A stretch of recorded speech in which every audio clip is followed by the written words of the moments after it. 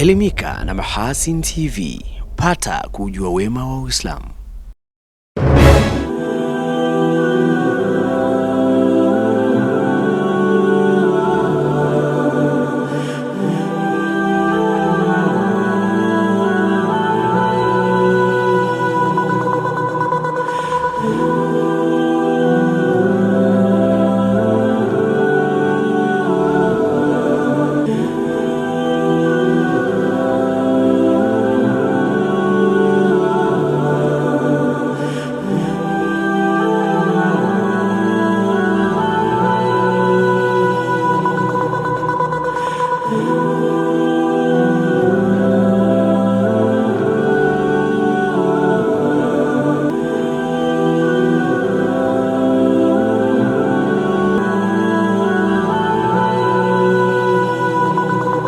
Assalamu alaikum wa rahmatullahi wa barakatuh. Haligani mtazamaji wa Mahasin TV popote pale ulipo, karibu katika kapu la habari. Mimi ni Hilali Sefu Riyami, ndio kusomea habari za kitaifa, na katika habari za kimataifa utakuwa naye Saadi Sulemani. Awali ya yote tunaangazia muhtasari wake.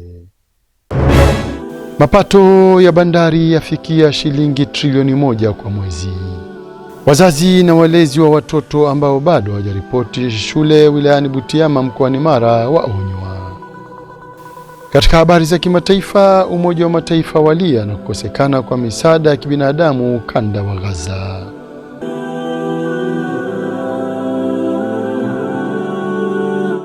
Waziri Mkuu wa Tanzania Mheshimiwa Kassim Majaliwa amesema mapato ya mamlaka ya usimamizi wa bandari mwezi yameongezeka kutoka wastani wa shilingi bilioni 850 mwaka 2023-2024 hadi kufikia wastani wa shilingi trilioni 1 kwa mwaka 2024-2025.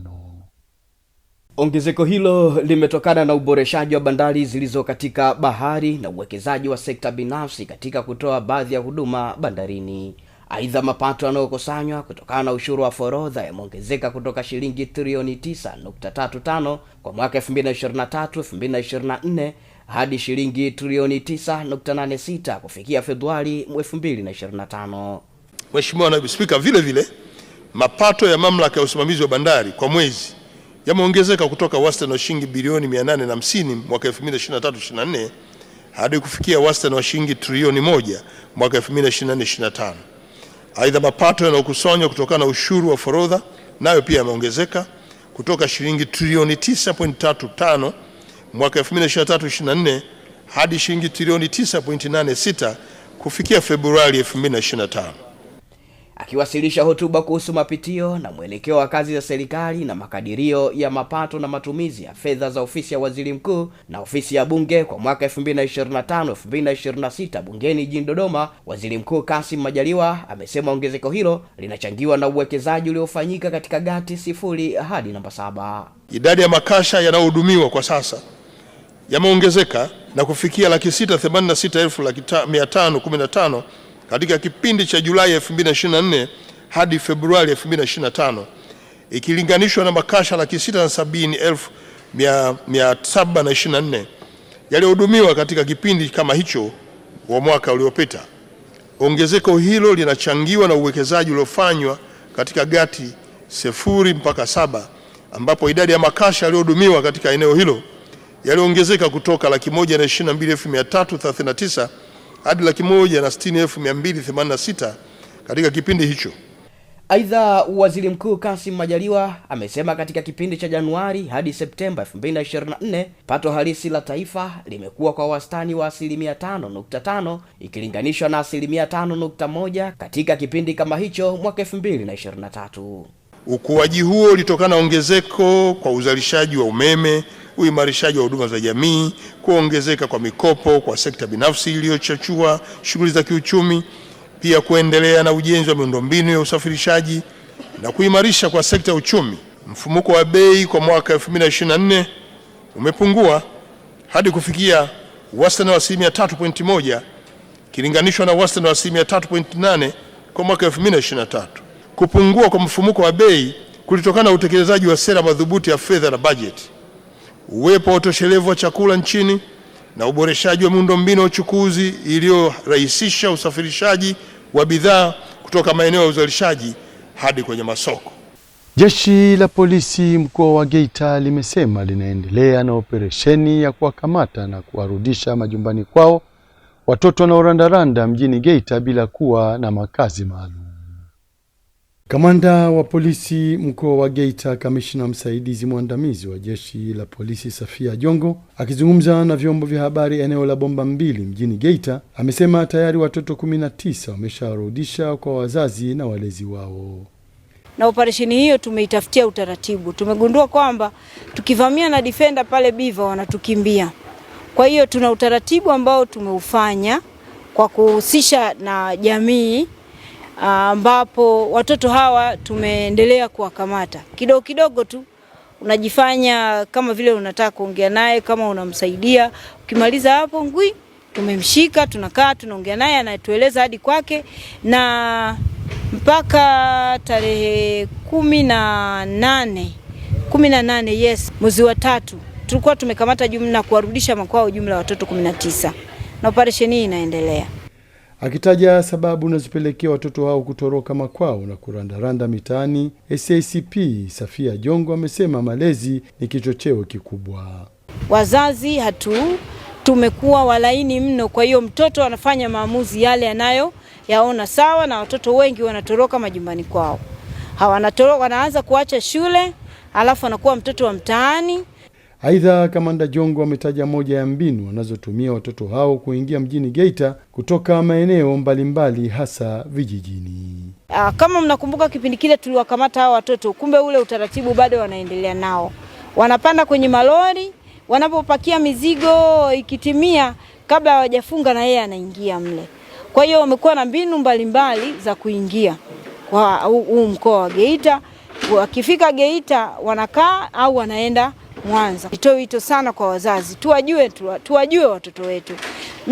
Najua inakuwa haingiwa akilini, mzazi amepoteza mtoto, ana miezi 6 na mwaka mmoja, hujui wapi alipo. Mtoto wa miaka 14, 15, 16 na unaishi tu, maisha yanaendelea kama kawaida.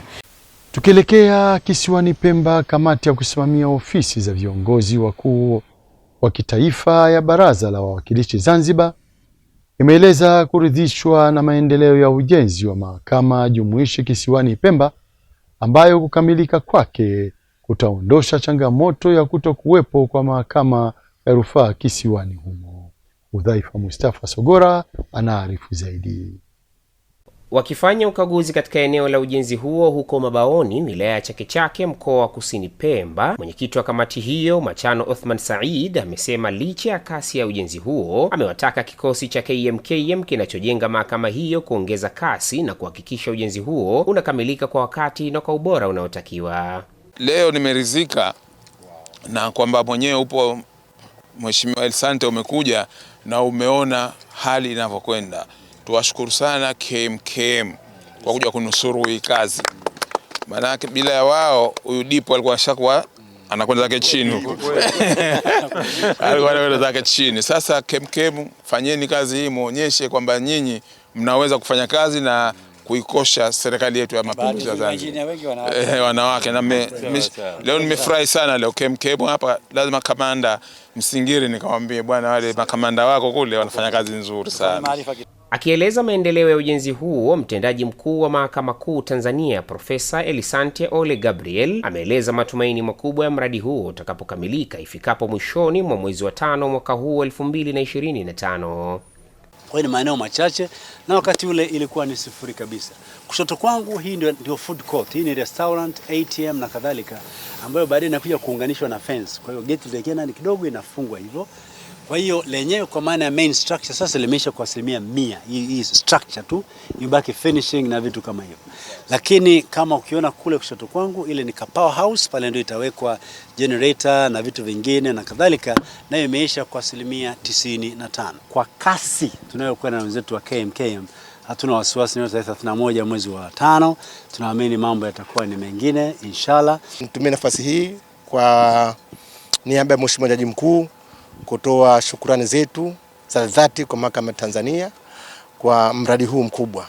Kwa upande wake, waziri wa nchi ofisi ya Rais, Katiba, Sheria, Utumishi na Utawala Bora Zanzibar, Harun Ali Suleiman, amesema ujenzi wa mradi huo kisiwani Pemba ni juhudi za serikali kusogeza huduma kwa wananchi wake. Upande wa serikali tukushukuruni sana kwa maamuzi yenu ya kumega sehemu fulani ya keki mlioipata mkasema ile Zanzibar. Na nini imetafsiri hasa nini maana ya muungano? Kama kuna taasisi ambayo imetafsiri nini maana ya muungano, Mahakama Kuu ya Tanzania imefanya hivyo. Tunakupongeza sana. Na tuko pamoja na nimshukuru sana kamati hii. Inawezekana pengine wakaandaa utaratibu tarehe 31 Mei wakaja hapa ili kuja kujihakikisha yale uliyosema. Serikali wilayani Butiama mkoani Mara imetakiwa kuchukua hatua kali za kisheria dhidi ya wazazi na walezi wa wanafunzi ambao bado hawajaripoti shuleni hadi sasa, huku moja ya sababu ikitajwa ni kuwatumia katika shughuli za kujiingizia kipato. Saadi Suleiman anaarifu zaidi. Kufuatia maeneo mengi wilayani Butiama wanafunzi kukwama kuripoti shuleni tangu masomo yalipoanza mwezi Januari, uongozi wa jumuiya wazazi CCM mkoa wa Mara unatoa onyo kwa wazazi na walezi ambao bado watoto wao hawajaripoti madarasani kwa sababu yoyote ile. Tunaambiwa mpaka sasa kuna watoto baadhi hawajafika shuleni. Tatizo ni kwamba hawana vifaa vya kuja shuleni. Mimi ni muombe mwenyekiti wangu wa wilaya, Bwana Obama, wewe ndio mwenye wilaya hii. Hakikisha watoto hawa wanakuja shuleni. Wanakuja haraka. Kama hana vaa blanketi aje shule. Si anakuja shuleni mwalimu hajamfukuza. Kwani wazazi wana delay? Unasubiri nini? Masomo yameshaanza. Ni aibu. Aibu kubwa. Kama hana viatu, vaa baba yake. Aje. Kama hana nguo, vaa babake. Sisi tunachotaka aingie shuleni na walimu wampe muda babake amtafutie sala. Muda umeshaanza. Hatukubali mtoto abaki nyumbani. Na kama ameozeshwa watafute wako wapi. Pamoja na changamoto hiyo, wananchi wa kata ya Buswegwe wamepongezwa kwa kuendelea kuunga mkono juhudi za serikali katika kuwafikishia maendeleo kupitia sekta mbalimbali ikiwemo kada ya elimu. Mara ya kwanza tulipofika hapa tulikuta miundombinu, pesa ambazo ameleta Mama Samia. Majengo yalikuwa yamejengwa vizuri, lakini kufungua shule ikawa shida kwa sababu ya changamoto moja, miundombinu. Kulikuwa hakuna vyoo. Nadhani mnaona kuna vyoo sasa viko pale, kuna boys, kuna girls. Tunawashukuru sana wana Busegwe ambao walichangia na sisi jumuiya ya wazazi tukachangia kuhakikisha kwamba ile miundombinu ya vyoo inakamilika. Lakini pia baada ya kukamilika tukapambana kuhakikisha kwamba shule inapata usajili. Kwa hiyo shule ilikuwa haina usajili. Tukapata usajili, alafu sasa shule ikaanzishwa. Nimefurahi sana kuona kwamba sasa shule inafanya kazi. Watoto walikuwa wanatembea kilomita 6-9 Kigori Nyanza kwenda kusoma Butuguri kule. Kwa upande wao, baadhi ya wakazi wa kata ya Buswegwe wameeleza hatua mbalimbali wanazoendelea kuchukua kuhakikisha kila mtoto anayepaswa kwa darasani anakwenda shuleni. Jitihada sisi tumejaribu kujitoa jitihada kubwa sana, lakini sasa tumepewa nyongezeko tena ya mwenyekiti mkoa kwamba tukae vikao kuanzia tarehe 8 mpaka tarehe 15 tuongeze kuhamasisha wananchi wote wazazi ili wanafunzi waende shuleni. Fanya vikao mbalimbali zaidi ya 3 tangu Januari kwa maana ya kuhamasisha wazazi na kuwahimiza ili wapeleke watoto shuleni. Pia mimi kama mwenyekiti wa serikali ya kijiji tumefanya mkutano kwa sambamba na maelekezo tuliyompa mtendaji ishara wasiliana na kwa shule kwa orodha ya majina ya watoto wote wa Kigori ambao hawajakwenda shuleni ili waweze kuhudhuria shuleni kwa lazima na kutafuta changamoto tatizo lingine. Kutokana na uwepo wa majanga mbalimbali ambao hutokea bila taarifa kwenye makazi ya watu, yakiwemo majanga ya moto na mafuriko, wakazi wa manispaa ya Tabora wameiomba serikali kuwapatia elimu zaidi jinsi ya kuchukua tahadhari kukabiliana na majanga hayo ili kupunguza madhara makubwa pindi majanga yanapotokea. Saidi Kapalila ana undani wa taarifa hiyo. Wakizungumza na Mahasin TV, baadhi ya wakazi wa mkoa wa Tabora wameeleza sababu za kuomba elimu hiyo na jinsi itakavyowasaidia kuepukana na madhara makubwa ikiwemo vifo na kuteketea kwa mali zao ambavyo husababishwa na majanga hayo. Kwa mimi nilikuwa napendekeza faya ingeanza kutoa hata semina inaelimisha hata watu masokoni, majumbani, inafundisha kwamba moto ukitokea mnaanza na hatua hii na hatua hii na hatua hii. Wakati huo mnapiga simu kule, msaada wahi kufika. Watu tunakaa washangaa moto unawaka. Mtu ajue anaanzia wapi anaishia wapi. Mwingine hata namba tu afaya tu hana. Majanga ya moto yanapotokea lazima yalete athari kubwa, kwa sababu yanakuja kuingiza hasara ambazo wewe mwenyewe binafsi uko umezitegemea. Sawa, sababu kama wahanga waliokutwa na janga hili la moto saizi ni watu ambao wanakwenda kuanza upya katika maisha yao, umeelewa? Vitu vingi vinakwenda kuteketea na moto, vitu vingi wamepoteza, umeelewa? Kwa hiyo ni tunaathirika, yani ni eneo kubwa sana tunaathirika sisi pindi moto unapotokea. Kwa hiyo kuna haja sisi kuweza kupata elimu kama wananchi, tuweze kupata elimu katika majumba yetu ili tuweze kujikinga na majanga haya. Serikali pia liangalia hilo, na sio kwa mkoa huu tu wa Tabora, hiyo kwa mikoa yote. Watu wote wafanywe hivyo. Kwa upande wake, afisa utawala wa Jeshi la Zimamoto na Uokoaji mkoa wa Tabora, mrakibu mwandamizi wa jeshi hilo Omar Simba, juu ya kutoa elimu kwa jamii jinsi ya kukabiliana na majanga mbalimbali ya moto, anatanabaisha jinsi walivyojipanga kutoa elimu hiyo. Kwa kawaida vile vitu vinatakiwa viwe paka kwenye majumba ya watu. Kwa sasa hivi tunachoendelea ni kutoa elimu na kuwashauri wananchi hata kwenye majumba yao waweke vifaa vya kuzimia moto ili likitokea tukio waweze kuzima. Lakini sisi wenyewe tuko katika mpango mkakati wa kutoa elimu kuhakikisha kwamba vile vifaa vinakuwepo hata kwenye majumba ya watu, lakini nao pia waweze kutumia. Kutoka Tabora, Saidi Kapalila, Mahasin TV. Naam, kwa taarifa hiyo kutoka mkoani Tabora ndio kunahitimisha kapu la habari kwa habari za kitaifa. Tupate mapumziko mafupi na kisha tarejea hapa kuangazia habari za kimataifa. Hii ni Mahasin TV, pata kujua wema wa Uislamu. Mahasin TV, channel namba 455 katika kingamuzi cha Azam.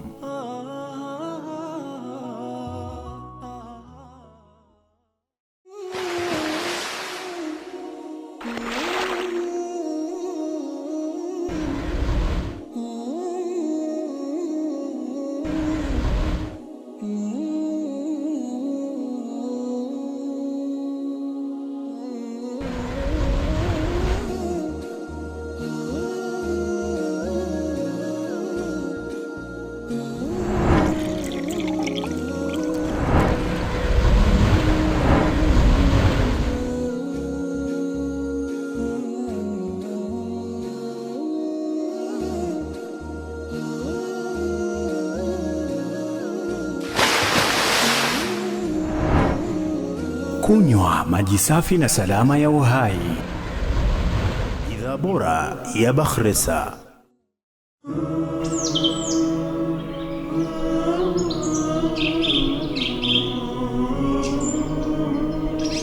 Mahasin TV, pata kujua wema wa Uislamu.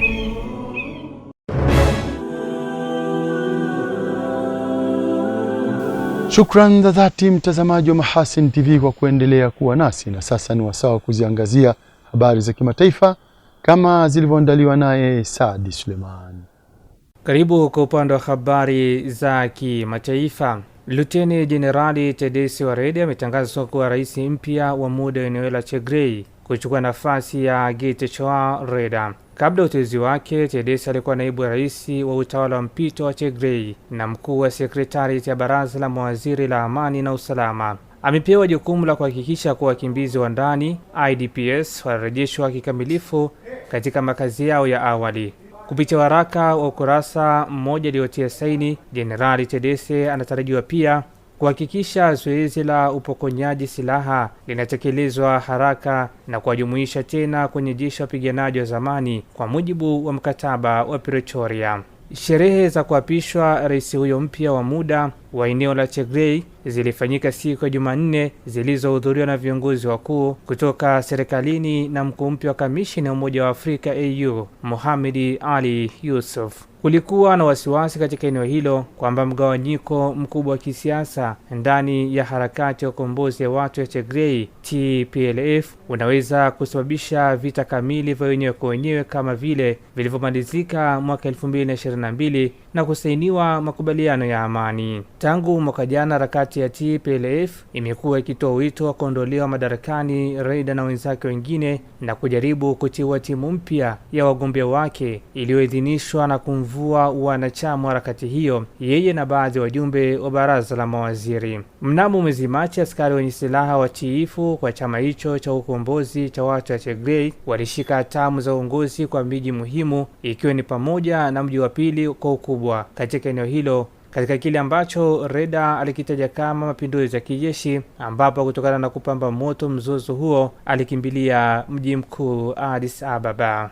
Huko Mashariki ya Kati, katibu mkuu wa Umoja wa Mataifa Antonio Guterres amesema Gaza imekuwa kama uwanja wa mauaji kwa sababu Israel inaendelea kuzuia misaada. Guterres amewaambia waandishi wa habari kuwa mwezi mzima umemalizika bila msaada kuingizwa Gaza. Amesema hakuna chakula, mafuta, dawa na bidhaa za biashara. Hata hivyo, msemaji wa Wizara ya Mambo ya Nje wa Israel, Oren, amepinga tuhuma hizo, akisema hakuna uhaba wa msaada wa kiutu katika ukanda wa Gaza. Amedai kuwa Hamas imetumia msaada wa hivi karibuni ulioingizwa Gaza kujenga upya nguvu zao za kijeshi, huku akitaja mikataba ya Geneva inayowalinda watu walioko vitani. Guterres amesisitiza wajibu wa upande unaokelea ardhi ya mwingine kuhakikisha chakula na bidhaa za matibabu zinawafikia wakazi. Siku ya Jumanne, watu wasiopungua 58 waliuawa katika mashambulizi yaliyofanywa na Israel katika kipindi cha saa 48 kwenye ukanda wa Gaza. Mashambulizi ya Israel usiku kucha yalisababisha vifo vya watu 19 wakiwemo watoto 5 ambao nyumba yao katikati ya mji wa Deir al-Balah ililengwa. Kulingana na shirika la ulinzi wa raia, watu wengine 11 waliripotiwa kuuawa katika mashambulizi mawili tofauti kwenye mji wa kaskazini wa Beit Lahia na eneo la kaskazini magharibi mwa mji wa Gaza. Katika hatua nyingine, rais wa Indonesia Prabowo Subianto amesema nchi yake iko tayari kuwapa hifadhi kwa muda waathirika wa vita kati ya Israel na Hamas, wakiwemo watoto yatima na majeruhi kutoka Gaza. Subianto amesema Indonesia iko tayari kuwasafirisha takriban watu 1000 katika awamu ya kwanza kwa ndege maalum na kuhifadhi hadi wapone na hadi Gaza itakapokuwa na utulivu, lakini akisisitiza hatua hiyo sio makazi ya kudumu. Na tuzitamatishe habari za kimataifa. Wizara ya mambo ya nje ya China imewasihi raia wake kuepuka maeneo ya vita na kutoshiriki katika mapigano kufuatia kauli ya rais wa Ukraine Volodymyr Zelensky. Amesema kwamba wanajeshi wake wamekamata raia wawili wa China. Zelensky aliambia vyombo vya habari kwamba wanajeshi wa Ukraine waliokamata raia hao wawili wa China walikuwa wakipigana pamoja na vikosi vya Urusi katika eneo la Donetsk mashariki mwa Ukraine. Msemaji wa Wizara ya Mambo ya Nje wa China, Lin Jian, amesema China inathibitisha taarifa muhimu kutoka upande wa Ukraine. Serikali ya Kiev pia ilichapisha video inayoonyesha watu wanaodaiwa kuwa ni wafungwa wa Kichina. China imekuwa ikitaja kama mpatanishi asiyeegemea upande wowote katika mzozo huo, akisema haitoi msaada wa kijeshi kwa upande wowote, tofauti na Marekani na mataifa mengine ya Magharibi. Hata hivyo, China ni mshirika wa karibu wa kisiasa na kiuchumi wa Urusi, na nchi wanachama wa jumuiya ya kujihami ya NATO wameitaja Beijing kuwa mwezeshaji mkuu wa mashambulizi ya Moscow ambayo China haijawahi kuyalaani. Saad Suleiman, Mahasin TV. Shukran Saad Suleiman kwa habari za kimataifa. Na kabla tujahitimisha kapu letu la habari, tujikumbushe miongoni mwa habari tulizokuwa nazo hii leo. Mapato ya bandari yafikia shilingi trilioni 1 kwa mwezi. Wazazi na walezi wa watoto ambao bado hawajaripoti shule wilayani Butiama mkoani Mara waonywa. Katika habari za kimataifa, Umoja wa Mataifa walia na kukosekana kwa misaada ya kibinadamu ukanda wa Gaza. Na kufikia hapo ndo tunahitimisha kapu la habari. Inshallah pata majali wake Maulana. Ungana nasi hapo kesho muda na wakati kama huu. Kwa niaba ya wenzangu wote waliofanikisha kuletea kapu la habari, mimi Hilali Sefuria nilikusomea habari za kitaifa, na katika habari za kimataifa ulikuwa na Saad Suleiman. Nikutakie utazamaji mwema wa vipindi mbalimbali vinavyoendelea hapa Mahasin TV. Pata kujua wema wa Uislamu. Wabillahi taufik. Wassalamu alaikum wa rahmatullahi wa barakatuh. Na hivi sasa tuangazie utabiri wa hali ya hewa saa 24 zijazo kutoka TMA. Hali gani ndugu mtazamaji, ufuatao ni utabiri wa hali ya hewa wa saa 24 zijazo kutoka Mamlaka ya Hali ya Hewa Tanzania. Langu jina ni Desderi Moses. Mifumo ya upepo inaonyesha kuwa upepo wa wastani unatarajiwa katika maeneo mengi hapa nchini, huku hali ya bahari ikitarajiwa kuwa na mawimbi madogo. Mifumo ya anga inaonyesha bado kuna uwepo wa viashiria vya mvua katika maeneo mbalimbali hapa nchini, na usiku wa leo ni matarajio yetu kuwa maeneo yanayopatikana magharibi mwa nchi yetu pamoja na yale yanayopatikana ukanda wa Ziwa Victoria yanatarajiwa kuwa na hali ya mawingu kiasi, mvua inaambatana na ngurumo za radi katika maeneo machache. Mkoa wa Arusha, Kilimanjaro pamoja na mkoa wa Manyara inatarajiwa kuwa na hali ya mawingu kiasi pamoja na mvua katika maeneo machache, na maeneo mengine ya nchi yaliyosalia yanatarajiwa kuwa na hali ya mawingu kiasi na ukavu kwa ujumla. Na hapo kesho maeneo yanayopatikana katika mkoa wa Dodoma pamoja na mkoa wa Singida, mkoa wa Ruvuma pamoja na maeneo yote ya ukanda wa nyanda za juu kusini magharibi yanatarajiwa kuwa na hali ya mawingu kiasi, mvua katika maeneo machache na vipindi vya jua. Na maeneo mengine ya nchi yaliyosalia magharibi mwa nchi yetu, ukanda wa Ziwa Victoria, maeneo ya nyanda za juu kaskazini mashariki pamoja na ukanda wote wa pwani ya bahari ya Hindi ikijumuisha mkoa wa Morogoro yanatarajiwa kuwa na hali ya mawingu kiasi, mvua inaambatana ngurumo za radi katika maeneo machache na vipindi vya jua. Na sasa karibu tuangazie utabiri wa hali ya hewa wa siku 4 zijazo kwa baadhi ya maeneo hapa nchini. Dar es Salaam, vipindi vya mvua pamoja na ngurumo za radi vinatarajiwa. Mkoa wa Dodoma, vipindi vya mvua pamoja na vipindi vya jua vinatarajiwa. Mkoa wa Mwanza, vipindi vya mvua na ngurumo za radi vinatarajiwa. Kwa Kilimanjaro, vipindi vya mvua vinatarajiwa katika siku 4 zijazo, na kwa upande wa mkoa wa Mbeya, vipindi vya mvua navyo pia vinatarajiwa katika siku 4 zijazo. Kwa Morogoro, vipindi vya mvua pamoja na ngurumo za radi vinatarajiwa, na kwa upande wa mkoa wa Arusha, vipindi vya mvua vinatarajiwa katika siku 4 zijazo. Na kutoka Mamlaka ya Hali ya Hewa Tanzania hatuna la ziada, nikutakie wakati mwema.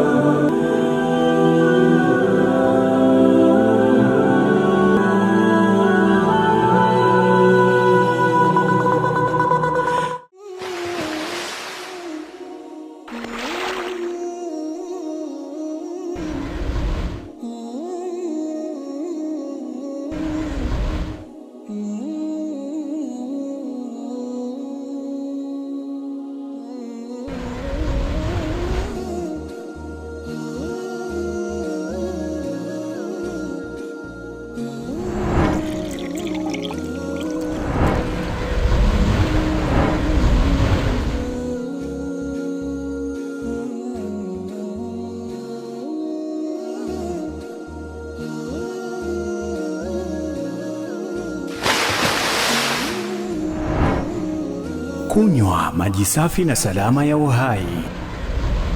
Bidhaa bora ya Bakhresa.